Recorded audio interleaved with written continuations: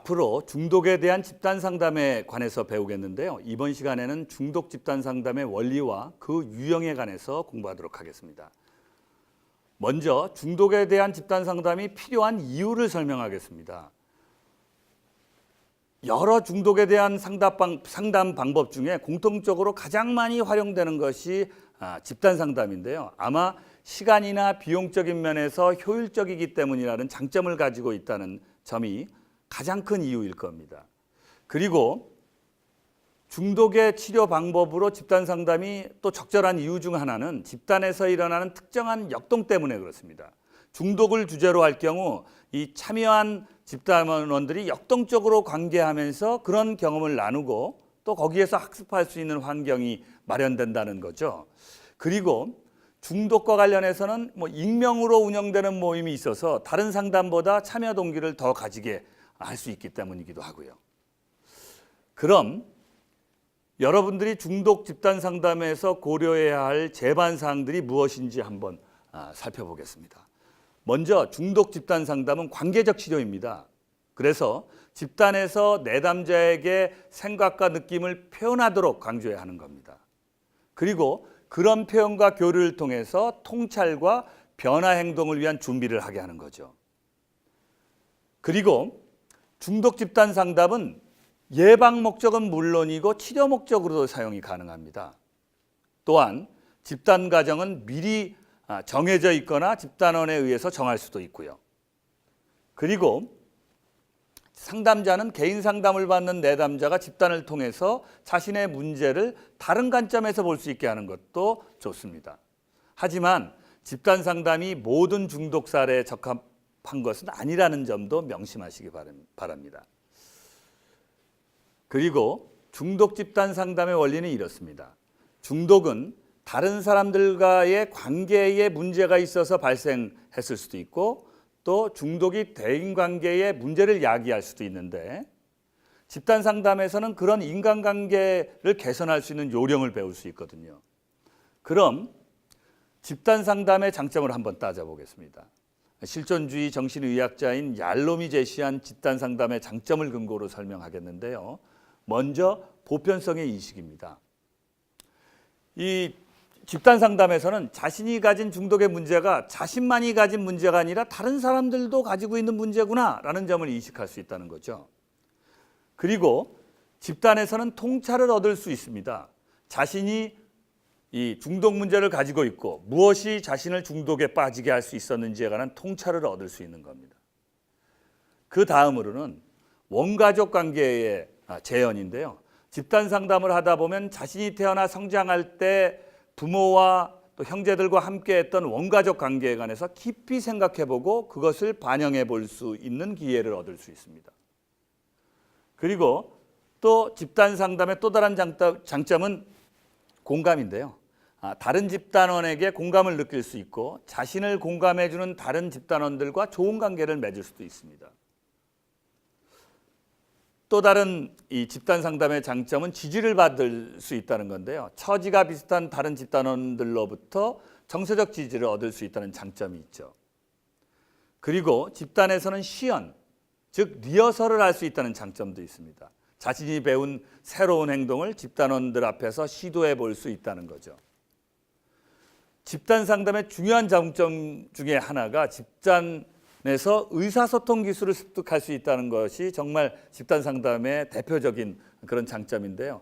개인 상담에서도 의사소통 기술이나 대인관계 기술을 배울 수는 있습니다. 그런데 실제 연습은 일상생활에 가서 할 수밖에 없는데 집단 상담에서는 바로 연습할 수 있다는 장점이 있는 겁니다. 그리고 의사소통 기술 훈련을 목적으로 하지 않는 활동에서도 대인관계 기술을 또 자연스럽게 배울 수 있고요. 마지막으로 소개할 집단 상담의 장점은 정화입니다. 영어로는 카타르시스라고 그러는데 집단 상담 과정에서 카타르시스를 경험할 수 있다는 장점도 있습니다. 그리고 중독자가 오랫동안 고수하던 방어 기제인 부인이 집단 상담 과정에서 깨어질 수 있습니다. 돌려서 말하면 이런 원리를 중독자를 위한 집단 상담에서 반드시 이루어야 하는 거죠. 그리고 특히 오랫동안 중독에 빠졌던 사람들은 대인관계 기술이 약해져 있기 때문에 집단 상담에서 상호작용하면서 의사소통 기술이 자연스럽게 개선이 됩니다. 앞서 설명한 것처럼 이건 원래 집단 상담의 장점이기도 하고 또 원리이기도 한 겁니다. 중독 집단 상담에서는 안전한 환경 속에서 중독과 관련된 자신의 부적응적인 행동에 직면하게 되고 또 새로운 행동을 탐색할 수도 있습니다. 자, 그럼 이제 중독 집단 상담의 유형들로는 어떤 것들이 있는지 보고 그 특성을 설명하는 시간을 갖도록 하겠습니다. 그럼 먼저 살펴볼 것은 심리교육 집단인데요. 집단 심리교육은 집단원을 교육해서 자기 이해를 증진시키는 것을 목적으로 합니다. 일단 집단 심리교육은 구조화된 접근이어서 미리 도움이 될 수 있는 그런 자원을 계획해서 제공하는 겁니다. 그리고 집단에서 학습한 것을 집단원들이 집단 밖에서 구체적으로 시도해 볼 수 있도록 돕는 거죠. 이런 집단 심리교육은 중독 예방을 위해서 매우 유용한데요. 만약 시간의 제약이 있을 경우에는 중독 대상에 대한 정보와 또 중독 행동의 결과에 대한 정보를 제공하는 것에 초점을 맞춥니다. 나중에 조금 더 자세히 공부하겠지만 대표적인 심리교육은 미국 LAC의 경찰관에 의해서 LAPD에 의해서 진행되는 대어라고 하는 약물 남용 자각 및 저항 프로그램이 있습니다. 다음은 심리치료 집단인데요. 중독에 중지할 때 집단 심리치료 방식이 굉장히 선호되고 있습니다. 집단 심리치료에서는 중독으로 기능 손상이 심한 집단원들이 중독 행동의 원인을 탐색하고 통찰력을 키워서 집단원의 부적응적인 행동 양식을 적응적 행동 양식으로 수정하는 일을 합니다. 일반적으로 집단 심리치료가 개인 심리치료의 보조 역할을 하기도 하지만 중독을 주제로 할 때는 집단 심리치료가 1차적인 작업이 되는 경우가 많습니다. 그러면 중독 심리치료에서 다루는 내용들을 구체적으로 살펴보면 이렇습니다. 우선 집단 심리치료에 비자발적으로 참여한 사람들은 집단에서 적개심을 가지고 다른 사람들을 비난하기 때문에 그런 저항을 잘 다루어야 합니다.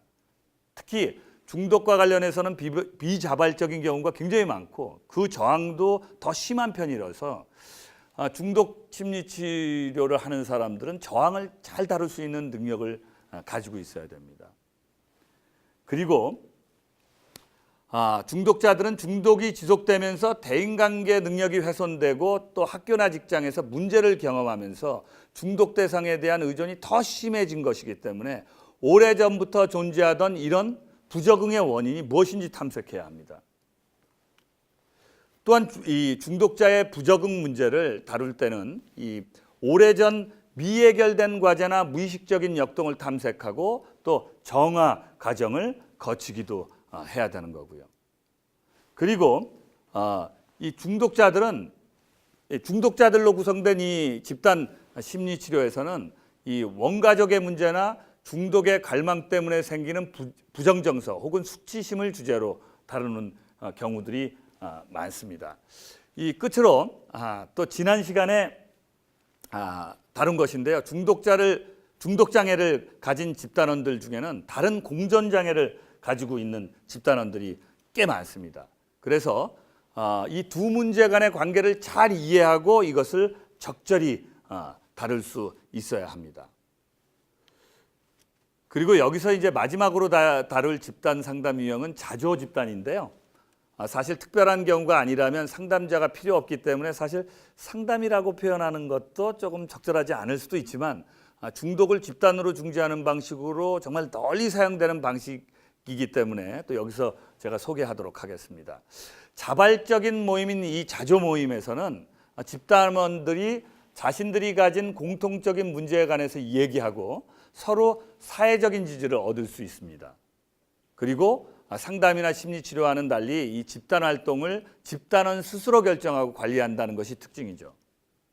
이 자조 집단에서 집단원들은 또 이 공정하고 공평하게 서로를 대우하고 이 각자의 생각을 표현할 기회를 모두에게 주게 됩니다.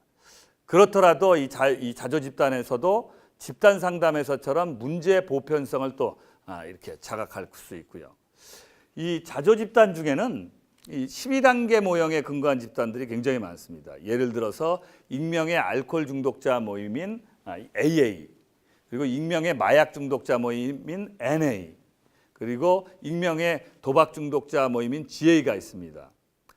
참, 그리고 익명의 성중독자 모임, 지난 시간에도 말씀드렸지만 SA도 있죠. 그리고 12단계 모형을 근거해서 운영되는 중독자 가족 자조 모임도 있습니다. 예를 들어서 알코올 중독자 성인 자녀 집단이 있고요. 또 알코올 중독자 가족 모임은 알라논, 마약 중독자 가족 모임인 날라논도 있습니다. 12단계 모형에 근거하지 않는 자조 집단도 있는데요. 여기서는 12단계 모형 외에 대표적인 이 자조 모임인 스마트 리커버리 집단을 소개하도록 하겠습니다. 이 집단에서는 중독 행동 절제를 강화시키거나 유지하는 것, 또 갈망을 극복하게 하는 것, 그리고 또 문제 해결하는 방식, 그리고 생활의 균형을 회복하는 이 네 가지 측면을 인지행동적으로 개입하면서 중독을 중지합니다. 그런 자조 모임이고요.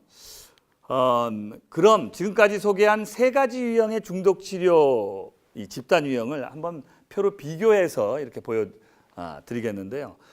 먼저 기본 목적을 비교해 보면 이 심리교육, 집단 심리교육은 이 정서적 지지와 특정 영역을 교육하는 것을 목적으로 하고요. 또 집단 심리치료는 집단원의 심리적 기능을 향상시키고 적응력을 개선하는 것을 목적으로 합니다. 그리고 자조 집단은 이 지지나 문제에 대한 대처, 그리고 그 문제를 극복하는 것을 조력하는 것이 목적이기도 하죠. 목적에서도 좀 차이가 꽤 있죠. 그러면 세 집단의 리더는 또 누가 하는지 한번 비교해 보도록 하겠습니다. 집단 심리 교육에서는 정신건강 전문가나 적어도 훈련받은 준 전문가가 리더가 되어야 되고요. 그리고 집단 심리치료는 정신건강 전문가나 심리학자 아니면 임상사회복지사가 리더가 돼서 실시하고, 또 아니면 알코올이나 약물 중독 상담 자격증을 소유하고 있는 사람이 또 리더가 되기도 합니다. 그런데 이 자조 집단의 경우는 자원봉사 참여자에 의해서 운영되기 때문에 리더가 없다는 것이 특징입니다. 그리고 이제 마지막으로 이제 또 우리가 비교하는 내용 같은 경우는 뭐냐면 실제 운영되는 집단의 예들을 이렇게 나열해 보도록 하겠습니다. 심리 교육 집단은 중독 교육 집단, 분노 조절 집단, 의사소통 기술 집단 등이 있고요.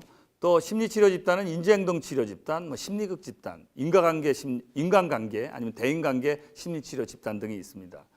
자조 집단에는 앞에서 소개했기 때문에 또 생략하도록 하겠습니다. 이번 시간에 중독 집단 상담의 원리와 유형에 관해서 공부하셨는데요. 이해가 좀 잘 되셨으면 바랍니다. 수고하셨습니다.